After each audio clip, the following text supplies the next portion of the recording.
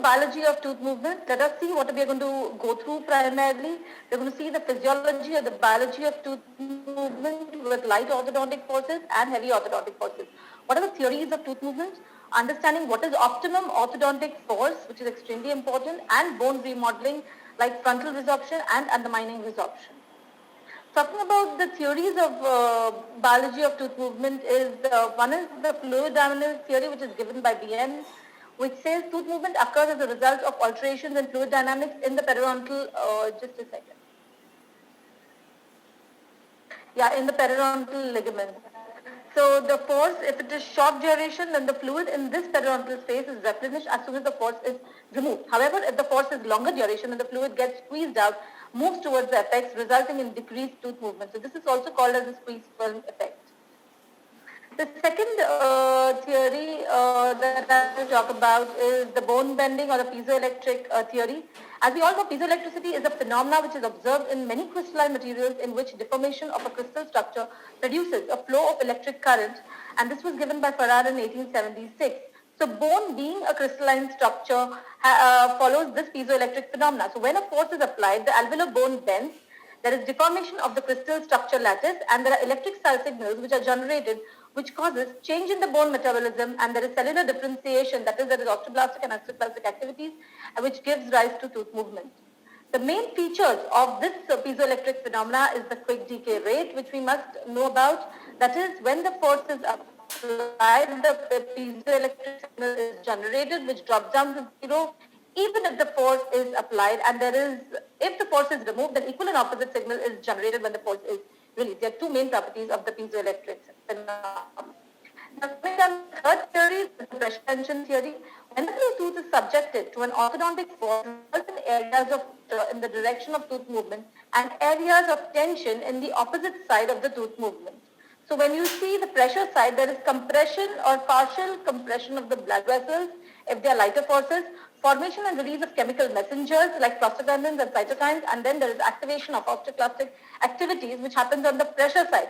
However, on the tension side, that is the other side of the force, we see proliferation of the blood vessels, that is increase in oxygen levels, formation of release of chemical messengers again, and there is activation, however, of osteoblastic activities which leads to a bone deposition on the tension side and bone resorption which is seen on the pressure side. This is a very important chart which is given in Profit, which we all must know during the exam, and if any question is asked in biology of tooth movement related to the pressure tension theory, this chart is inevitable, which shows exactly how this phenomenology of tooth movement takes place. So, summarizing it, we see the orthodontic force when it is applied, we see a biophysical reaction which releases the first or primary messengers like prostaglandins, and then there is a production of secondary messengers like cyclic AMP and cyclic GMP, and then there is cellular activity which is created, that is, there is resorption and deposition which leads to bone remodeling and therefore tooth movement.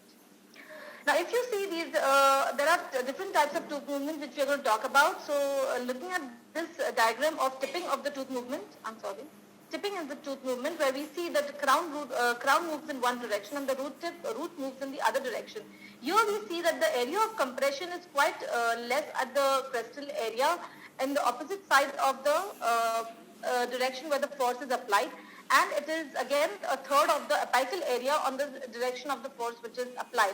Therefore, the area of compression is very minimal in these cases. So, the biology of tooth movement will definitely depend upon the amount of force as well as the amount of force per unit area. So, understanding this, if we need to apply lighter forces, then in tipping forces, we cannot exceed the forces between beyond 35 to 50 grams of force. Understanding the bodily type of tooth movement, we see when all the points on the tooth move in the same direction, in the same distance, we see the area of compression is much larger, where we see it is on the opposite side of the force where it is applied, and this area of compression being large, the amount of force which is required per unit area will therefore be larger or maybe double of what it is required in the tipping area. So translation forces would be higher than the tipping force, that means around to 120 grams of force.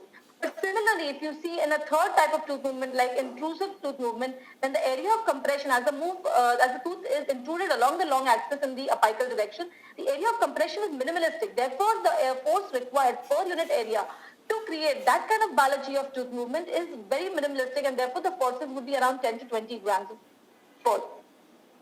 Now, what is optimal orthodontic force which is very routinely asked in orthodontics? Forces that move the teeth most rapidly in desired direction with least possible damage to the tissues and with minimum patient discomfort. This was given by Schwartz and Oppenheim, and the optimum force is equivalent to the capillary pulse pressure, which is 20 to 26 gram per square meter of the root surface area. Understanding the clinical characteristics of the optimum orthodontic force, they cause rapid tooth movement as compared to the heavier forces, minimal patient discomfort, there is minimal lack phase, and there is no marked mobility of the teeth.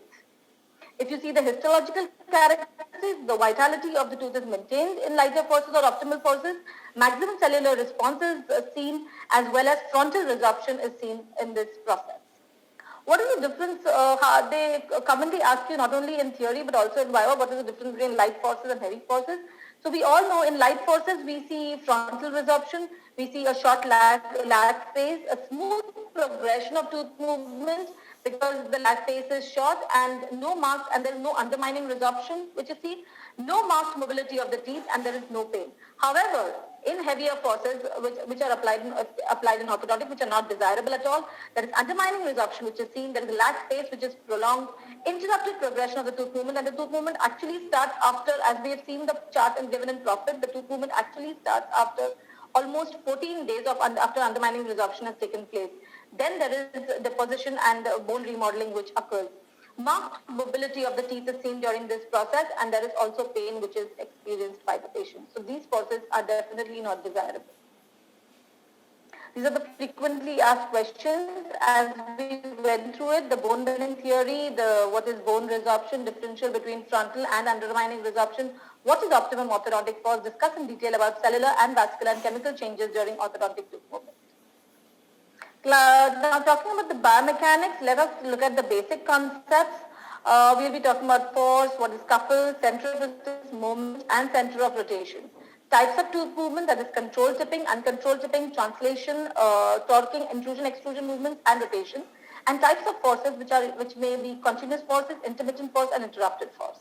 Now, what is a force? Any act that can cause the body to move from the state of uniform motion is called as force. What is center of resistance? Any free object or center of mass. So it is analogous to the center of mass. When a force is applied on the center of, on a point, the point where when the force is applied, the tooth moves in a bodily manner. In this point is called as the center of mass. But however, the tooth being in an area of resistance, therefore this same point is called as center of resistance because it is resisted by the periodontal ligaments around it. What is a couple? Couple is two equal and opposite forces which are non-collinear in relation. However, they are equal and opposite in direction. Moment is the force which resists pure rotation. That is, it is measured by it is force in perpendicular distance of the light of action from the center of resistance, and then there is center of rotation. These are few terminologies which we all must know. Types of tooth movements which are routinely asked in questions. One is uncontrolled tipping, where the crown moves in one direction and the root moves in the other direction. And the center of rotation is apical to the center of resistance. In controlled tipping, we see there is mild movement, lingual movement of the crown, whereas the root apices don't minimally or don't move.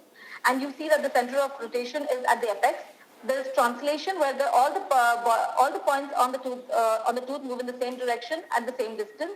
Here you see the intrusion, where there is the tooth moves apically along the long axis of the tooth, and extrusion tooth movements, where the tooth moves occlusally along the long axis of the tooth, and there is torquing movements, where there is labiolingual tooth movement which is controlled. Types of forces which you see in orthodontically are continuous forces, where there is some amount of force which is there after activation before the next appointment of reactivation.